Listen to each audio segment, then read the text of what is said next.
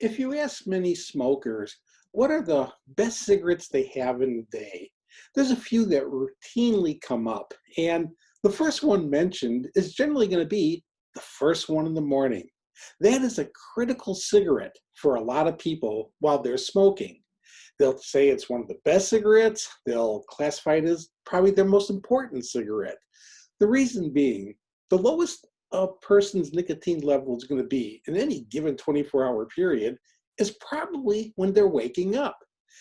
That is if they slept through the night. If they slept through the night, they didn't smoke at all. During the day, they're smoking throughout the day when they need their fix. But at nighttime, if they're sleeping through, that's the longest time period they're going. And the lower a person's nicotine level is, the more they want a cigarette.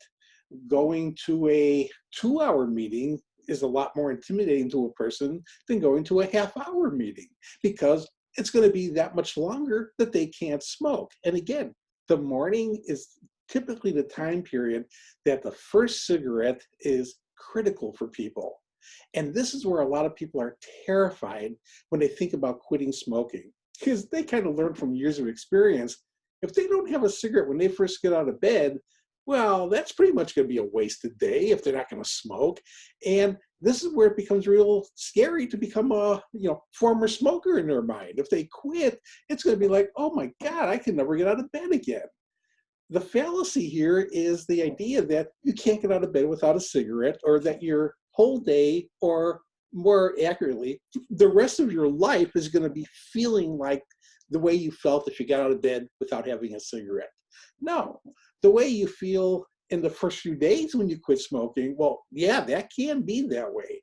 Again, some people quit with relative ease. Some people have a hard day for a day or two or three. But once a person gets through the third day and they detox, well, the peak withdrawal is over. And while they still get some symptoms and some problems, they're not the intense kind of things that can happen in those first 72-hour period.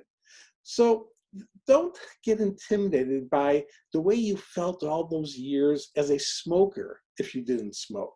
Don't translate that to be that's how you're going to be forever. No, that's what it's like to be a smoker in withdrawal.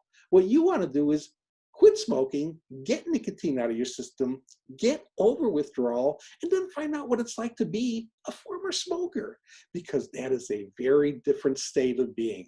You'll generally find yourself calmer, happier, healthier, breathing better. There's just all these perks that go with becoming a non-smoker compared to what you were feeling as an active smoker.